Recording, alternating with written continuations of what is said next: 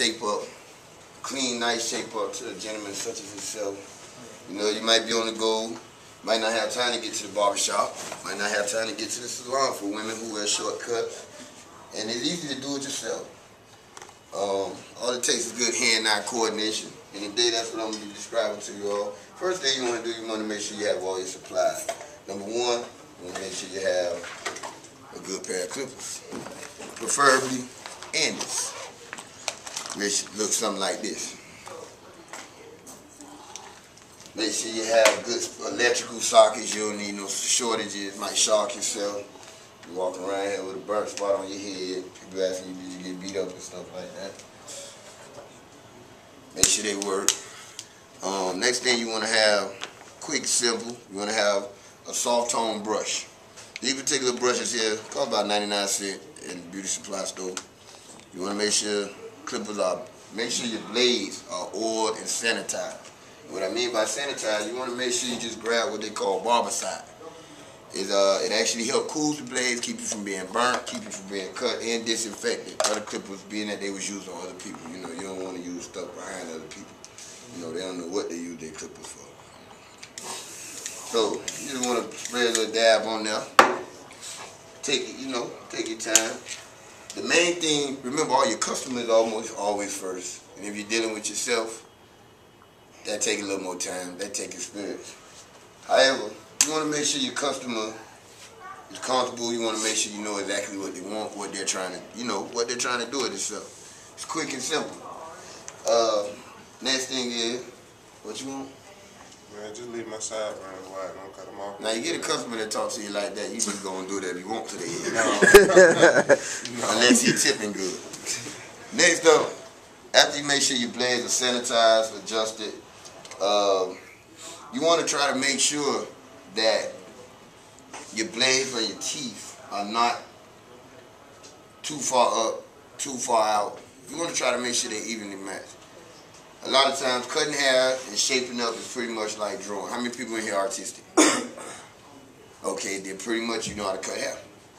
You just have to imagine this is your pencil. You got an electrical pencil in your hand, and you taking your time with hand-eye coordination, and you staying focused on you want to try to stay focused on the person's hairline. Now what you want to do, once again, we back to the brush. This brush is not only to brush away loose ends or loose hair as you cut it. As you can see right here, sage hair, kind of a little off. This tape line is going all different type of ways. But when you're dealing with somebody like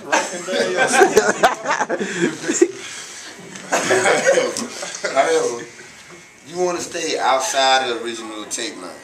Sometimes the tape line is not always going to be perfect. Everybody's not born with a perfect tape line. However, you want to just take your time and gradually imagine in your head how you want it to look and bring it to life. This is your masterpiece. So you want to do your customer how you would want to be done. Keep that in mind. Treat your customer as yourself. Now, turn your head for me to the face. Now what I'm going to do right now, I'm just going to make sure I line up just this left side of his head.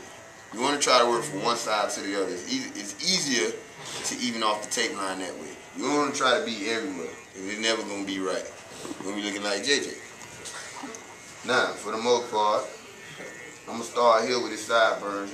Sometimes it's good to work your way up instead of working your way down. Right now, I'm just going to start right here with his sideburns. Which, in all essence, being that I'm in rush for time, I'm going to just give you a little sample, but I'm not going to mess him up. I do this professionally, Sage, Okay, I hear you, Mom. So,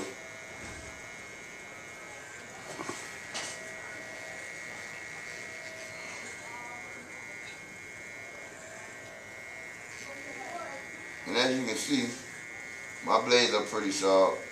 I mean, I use them on a day-to-day basis. So mine are pretty sharp. Most times when you buy them from the store, they're not going to be as sharp as mine are right now. They're pretty dull coming from the factory. They have to be what you call broken in, for the most part.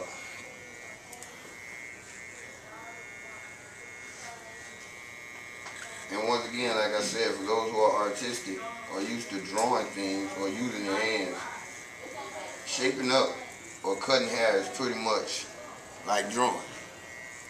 You're focusing on the idea and you work and you just going ahead and bringing it to life. You're taking it from a mental state to a physical. It's all in your head. You see it and you make it happen. Excuse me if my back is turned, but I need to focus on my customer.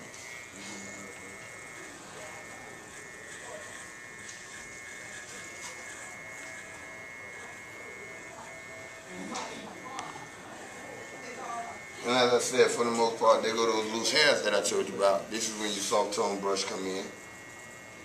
Because as you brush away the soft hairs, it's easier for you to see the tape line, and it also makes it much more easier for you to tape it, because now as you brush, you bringing any loose hairs to the edge where you're trying to get the tape line sharp.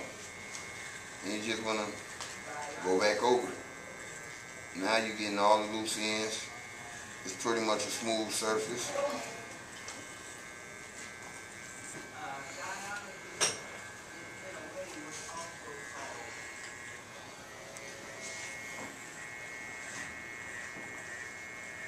And as I said, you want to try to stay focused by keeping the tape line at its original state. Most people don't focus on that. They tend to make their own tape lines, and that's when people get pushed back. And for those who know, that's when your tape be way back here. Now, that's that particular side. Now, as you move your way around the head, as you get to the back, you have to be a little more gentle, because this skin back here tends to be a little tender. Most people, everybody's skin not the same. You just want to gradually tap. You tap, tap, tap. It's sort of like a little rhythm. And as you can see, I'm barely holding the clippers. I don't have a real tight grip.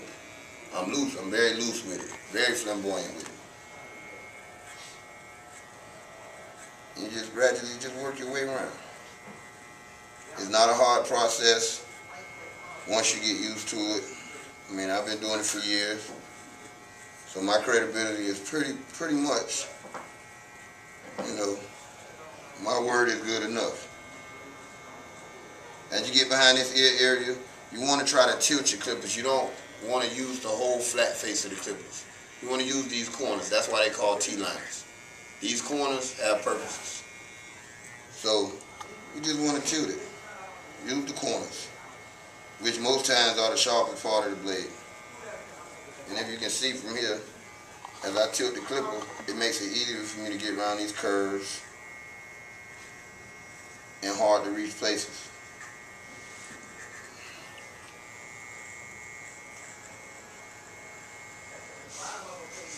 And you just work your way on around.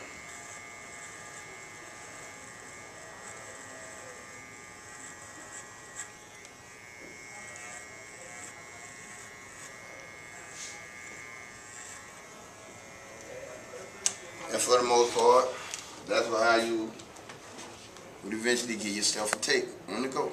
For most guys, you have a job interview, you don't have money, you don't have time, get in the mirror, tape yourself up. And as I said, you always want to make sure your clippers are sanitized, make sure they're clean, make sure your blades are sharp, and keep your blades oiled. That is the most important part. So you don't lose out. You can always have them for another time. Save you a lot of time, a lot of money. And that's my demonstration.